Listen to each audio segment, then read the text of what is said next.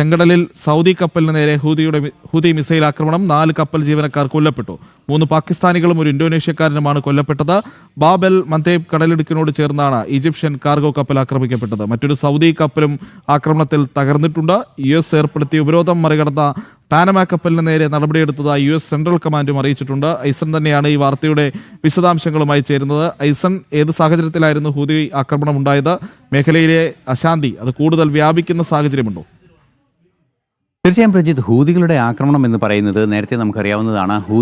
Houthi വിഭാഗങ്ങൾ ശക്തമായ യമനിലെ വ്യവസ്ഥാപിത സൈന്യത്തിന് ശക്തമായ പിന്തുണ, അതായത് സാമ്പത്തികമായും അല്ലാതെയുമുള്ള സൈനികമായുള്ള പിന്തുണയെല്ലാം തന്നെ ഉറപ്പാക്കുന്നത് സൗദിയാണ്. മാത്രമല്ല, സൗദിയുടെ ഭാഗത്തു നിന്ന് അമേരിക്കയുമായി സഹകരിച്ച് ശക്തമായ ഒരു ആക്രമണം പോലും നടക്കുന്ന ഒരു സാഹചര്യം യമനിലെ ഹൂതി വിമതർക്കെതിരെ ഉണ്ടായതോടുകൂടിയാണ് ഇത്രയും തുടർച്ചയായ ഒരു ആക്രമണം ഹൂതി വിമതരുടെ ഭാഗത്തു നിന്ന് സൗദിയുടെ സംവിധാനങ്ങളെ ലക്ഷ്യമിട്ട് നടക്കുന്നതെന്നാണ് മനസ്സിലാക്കാൻ സാധിക്കുന്നത്. തിഹാമ എന്ന സൗദിയുടെ മിലിറ്ററി സപ്ലൈസ് ഒക്കെ വരുന്ന ഒരു കപ്പലിന് നേരെയാണ് നേരത്തെ സൂചിപ്പിച്ചതുപോലെ ബാബൽ മന്തേബ് എന്ന ആ കടലിടുക്കിന്, ഏഡൻ കടലിടുക്കിനും ആ പ്രദേശത്ത്, അതായത് ചെങ്കടലിനോട് ചേർന്ന ഈ പ്രദേശത്ത് ആക്രമണമുണ്ടായത്. ആക്രമണത്തിൽ കപ്പലിന് ഗുരുതരമായ കേടുപറ്റിയിട്ടുണ്ട് എന്നാണ് മനസ്സിലാക്കാൻ സാധിക്കുന്നത്.